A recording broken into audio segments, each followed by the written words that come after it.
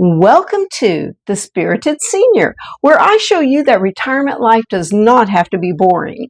And tonight, my adventures take us to an allegedly haunted mausoleum in Iowa. And you're not going to believe what I saw, but you will. I have pictures.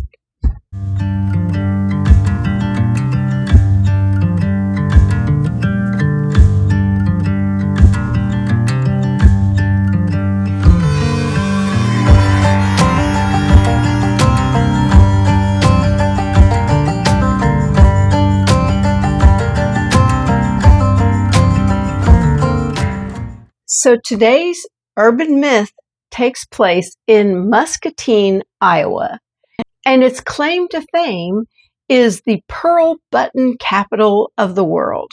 Until plastic came into the picture, and of course it was cheaper and easier to work with, and that ended the pearl button industry in Muscatine.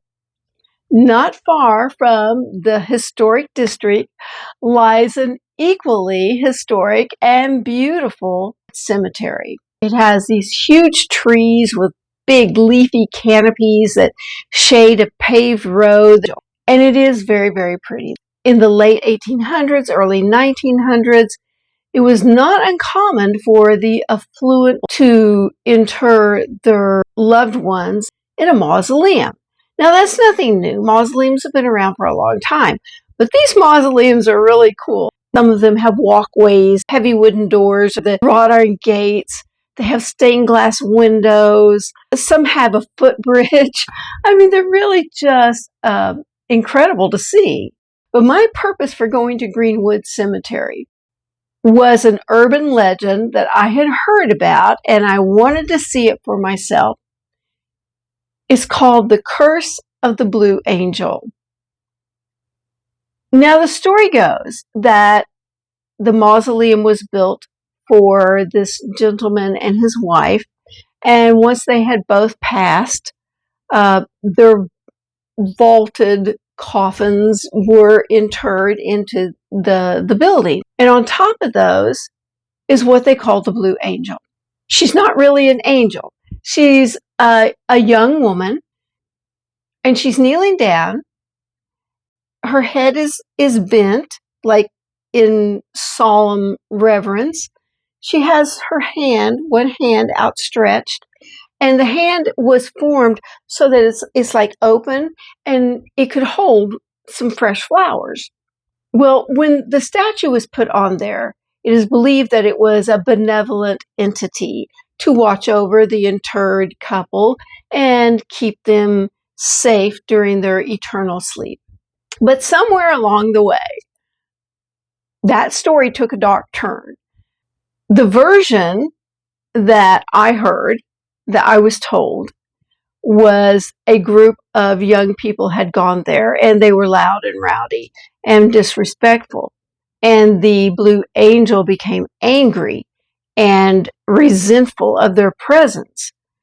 During the night that they were there, the flowers fell out of her hand and fell in front of one of the group. That person died, and the tale grew into something terrible. Someone snuck into the mausoleum and cut off that statue's hand. Now, I'm sure the premise was that if the hand was gone, nobody else could die. So I don't really know who cut off that statue's hand, but it was never replaced. So I went to this mausoleum. I finally found it. I went during the daytime. Would I have gone at night? Now that I look back at where it's located at the back of the property, kind of isolated, it would be very dark back there. No, I would not by myself, and I'm not sure I would with anyone else either. But on this day, it was okay because the sun was shining and I could see if any creepy ghosts and goblins were coming after me. There is a little vestibule type area, but the mausoleum itself is very tight, has a pretty low ceiling. There's marble, beautiful pillars in front, The two vaults are very close together, and the Blue Angel is really centered on top of them. She does shine blue, and it's really pretty. It's very ethereal. So I asked permission if I could please take pictures. I was not there to cause problems, and I was very sorry that people in the past had been disrespectful. Was anybody listening? I don't know. But let me tell you something. I did not use a flash because there was enough light. I didn't need to. And I was afraid it would wash out the blue because I was trying to get that blue glow. And I just took a series of pictures, and none of them came out. I think it looks like a light is moving across and blurring that image of the statue.